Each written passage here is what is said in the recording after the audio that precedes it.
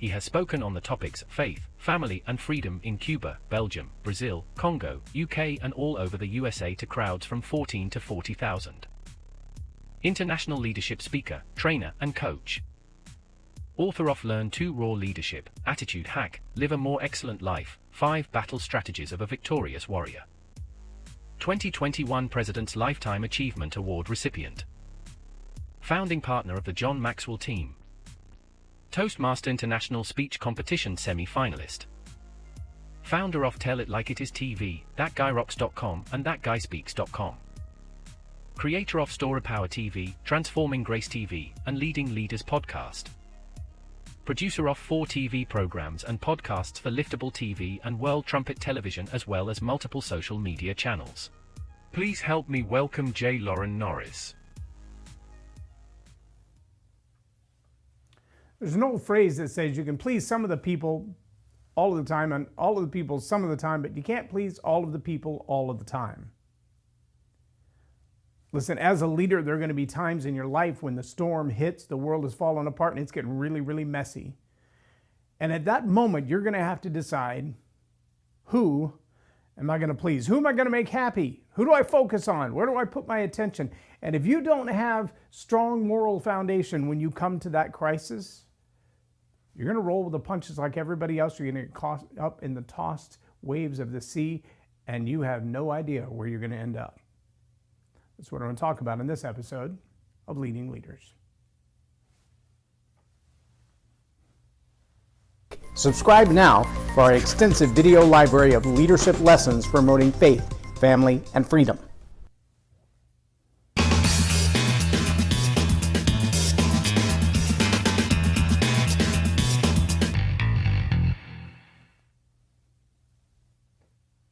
I'm J Loren Norris with Leading Leaders Podcast, and there have been many occasions in my life that I felt like if the team's not happy with me, then I must be the problem. I've got to get this worked out. And a lot of that came from my own background, my own upbringing, that I needed to know that I was good. I remember asking my mother at one point, I think I was probably 14 or 15 years old, and we were just cruising, literally just driving from one end of town to the other and making a U-turn and going back. And that was the coolest thing to do in that day. And in this trip back and forth, I asked her one time, I said, I have a hair in my eye. That's not what I said to my mom.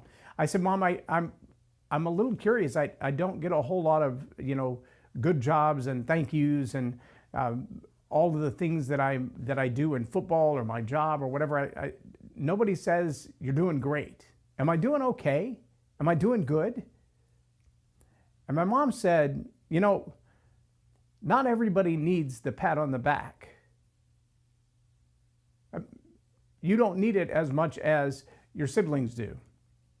And so I feel like you're strong and you're confident and you're going to go about your way whether I pat you on the back or not. So I just didn't feel like it was that big a deal. And I think from that moment, I kind of realized it's a bigger deal than I let on, because I want that pat on the back. I would go out of my way to get that pat on the back. All the way through my military career, I would look for somebody to go, attaboy, good job. I just wanted somebody to say, I'm proud of you. It took over 40 years to get that from my dad. I still struggle with it from time to time in my own relationships, 30 years of marriage, and I still look for, you're doing a good job. I'm proud of you. Keep up the good work as often as I can get it. Now, here's the problem. When that's your personality trait, that's one thing. In your personal, intimate relationships with your spouse, maybe even with your kids, maybe even with your parents, that's not an uncommon desire to feel like you've done a good job. But when your leadership principles and practices are driven by affirmation, you have a problem. Because you're not going to get that affirmation from people unless it's manipulative. They're not going to give you the pat on the back or the attaboy unless they're getting what they want out of you anyway. And that could be somebody who's delegated leadership 5 or 6 levels below you. You're their boss's boss's boss's boss. But they want to come to you and tell you what an awesome job you're doing because they know there's something they can get for that accolade. They know there's something they can get on the backside of that affirmation. In some industries, we call that brown nosing. There are times that we find those relationships to be manipulated for the purpose of somebody else's benefit. And we find sometimes too that even leaders will manipulate relationships for the purpose of that affirmation. What do I have to do for you? What kind of perks and bonuses and benefits do I have to add to your job in order for you to love me, to affirm me, to make me feel good? This is as fickle as anything you could expect in leadership. If you have the kind of job, the kind of team, the kind of organization that's built on, well, make me feel good and I'll give you everything you want, you have a problem. Because the minute the mood changes, and it could be the mood in your organization, it could be the mood within your team, it could be the mood within that one individual. The minute the mood changes, the emotion changes, the affirmation begins to wash away. All of the manipulated leverage of the good behavior, the perks, the bonuses, the benefits, the commission checks, the special advantages, the privileges, all those things that are attached to that mood, that affirmation, that confirmation, they begin to crumble away as well. Unfortunately, when you look at the carrot and stick kind of relationship, do you get people to work by carrot or by stick? Are you forcing them to do it because there are heavy penalties and consequences if they don't perform, or are you rewarding them for doing it because even meeting their basic goals is like, oh, see, either one of those is a big problem. But when that cycle is also attached to the leader's emotional well-being, now you have a big problem. Because the minute that emotional well-being is unstable, the minute the team becomes a little fickle, the minute decision-making is not as solid because it's not principle-based, it's personality-based, the wheels are going to come off really fast. Now you might think that I'm making this up because my own journey has been that affirmation has always been a driving part of my life, and I like to surround myself with people who feel like I'm doing good work and doing a good job. And I don't know anyone who doesn't like to hear someone say, great job, attaboy, perform well, keep doing that, just like that. We can take that from our toddlers.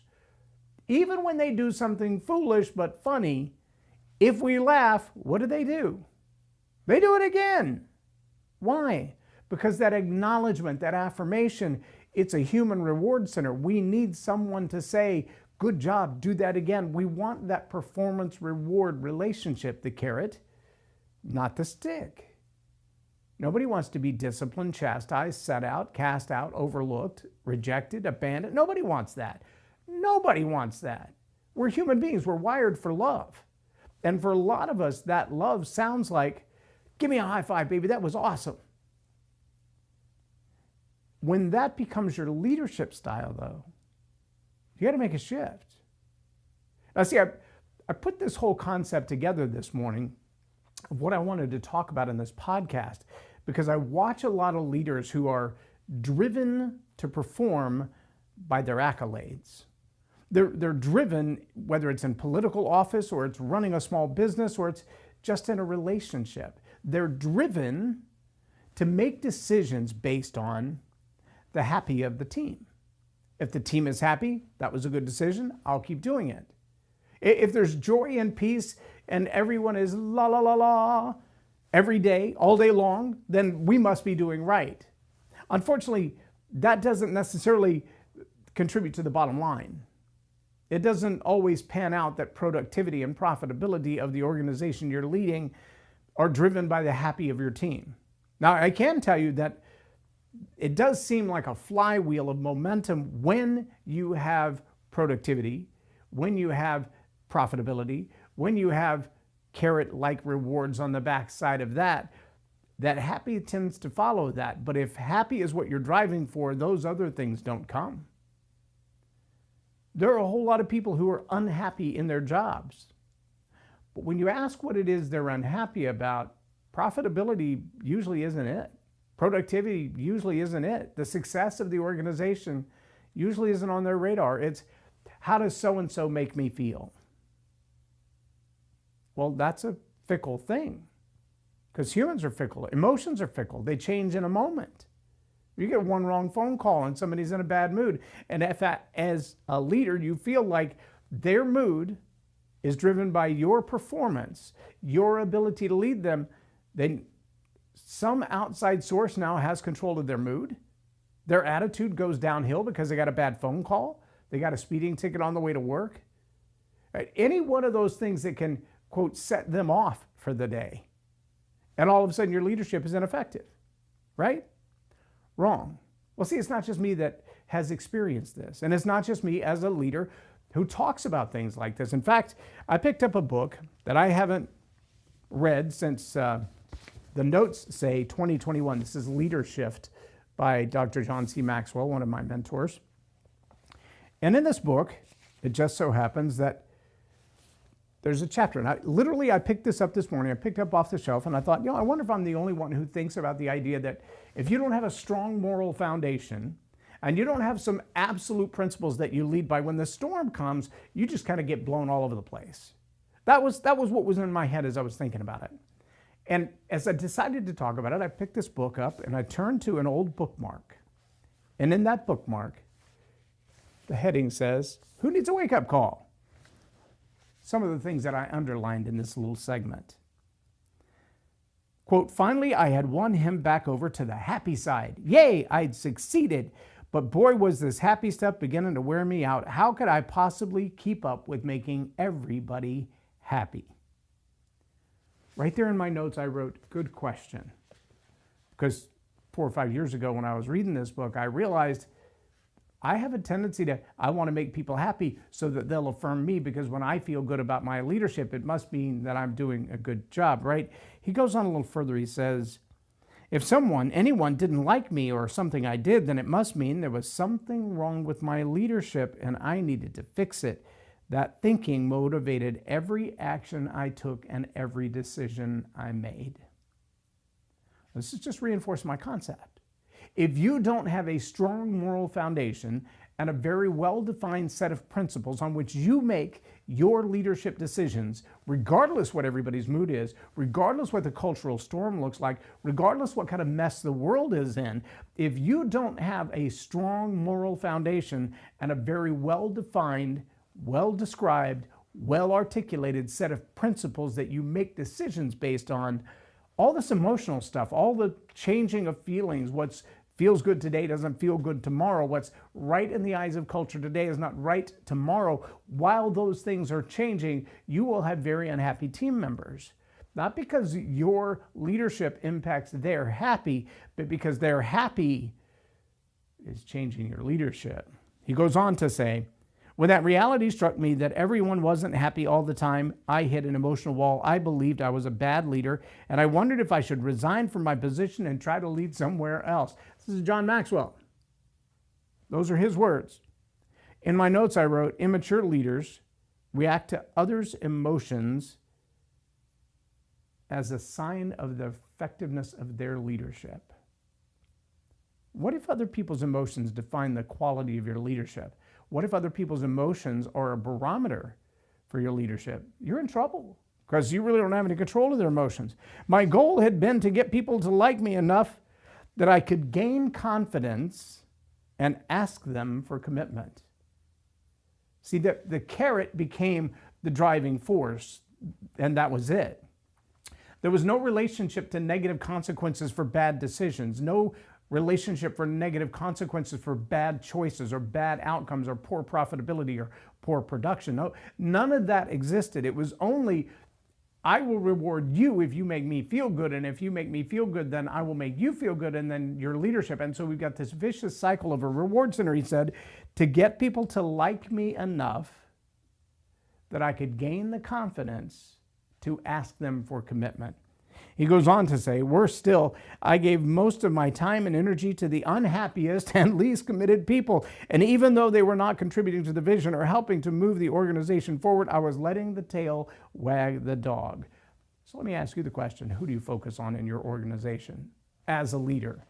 Are the people who have the most basket case, dumpster fire, emotional unsteadiness, are those the people in your organization that get the most of your attention?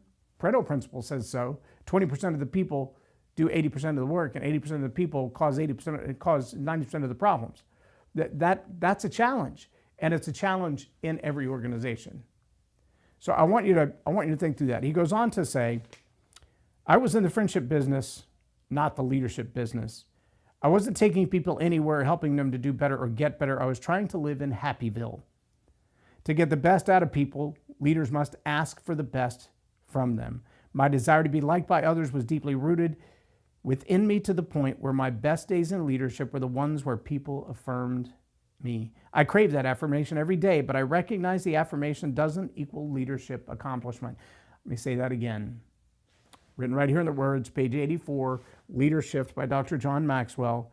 I recognize that affirmation doesn't equal leadership accomplishment, so I vowed to change that. To get the best out of people, leaders must ask for the best from people. And then he goes on in the rest of this chapter. I encourage you to get the book if you don't have it yet, to explain what it means to how to shift from pleaser to leader. I'm going to say it again. If you find yourself as a leader more driven by the affirmation of your team than by your own moral foundation and your own well-defined, well-articulated, well-justified principles, then you're going to find yourself driven by the waves of the wind, so to speak, because the emotions of a team are like high tide and low tide. You may be able to read it on a calendar. You may be able to see it on the moonscape or in the, what do they call the almanac. You may be able to know when high tide and low tide are coming. But you never know what a rip current is going to look like because it's under the sea. What happens in your organization when the leader is driven by the emotional position, the happy or unhappy, the joy or no joy of their team, is that the leader makes massive decisions that impact policy, decisions that impact payment, decisions that impact productivity, decisions that impact production. Those policy level decisions, those command level decisions that should be made by leaders cannot be made in a vacuum. You've got to be able to understand how they're going to impact the people who have to carry them out and live with them every single day. That's true. That's powerful. That's absolutely mandatory that you be able to do that. That doesn't mean that you rule everything by committee to such a degree that there is no decision making at leadership.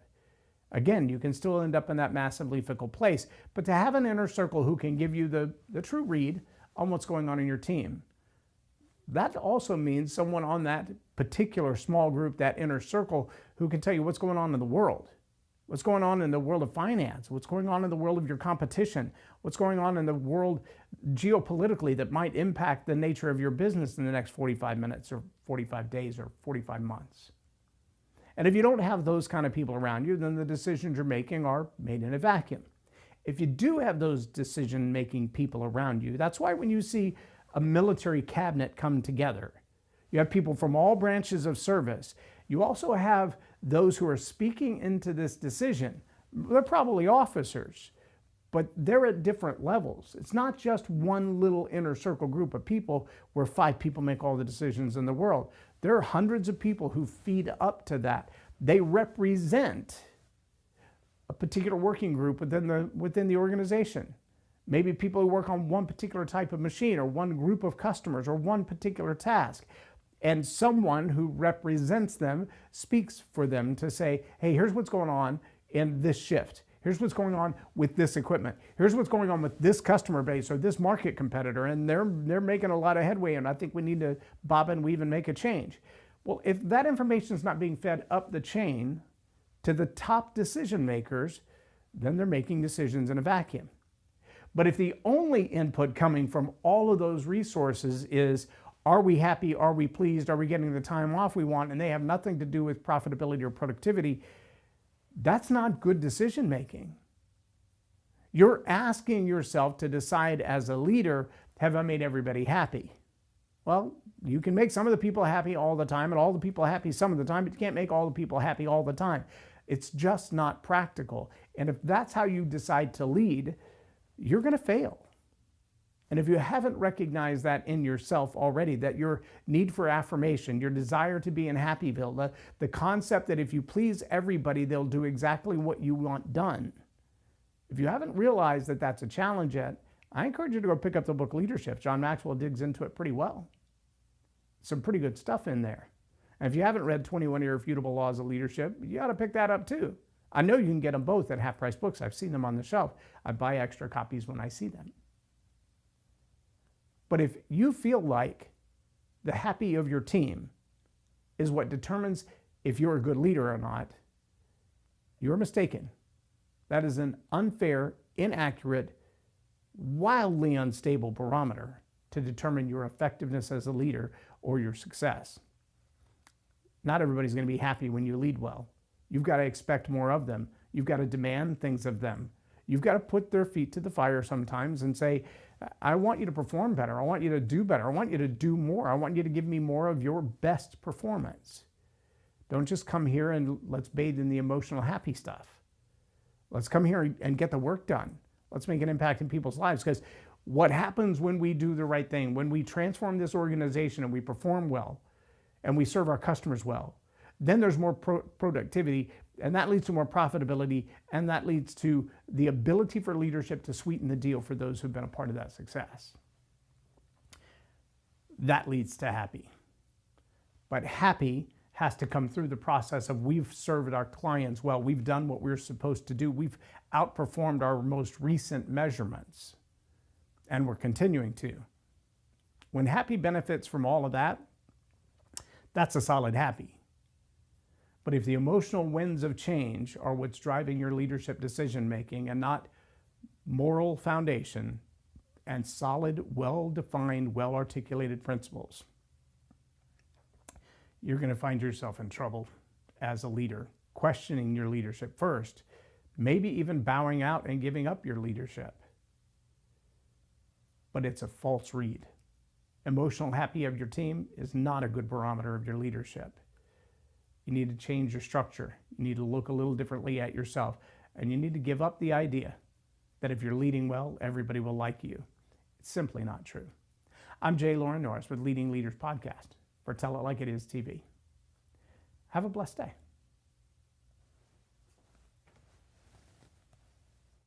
Loren is a master teacher on storytelling, and I learned so much. I'm really going to have to sit down and go back through everything, and I think I might have to have some more coffees with Loren, but it was totally worth my time, and I really highly recommend it if you're looking to grow your ministry, grow your business, grow your career.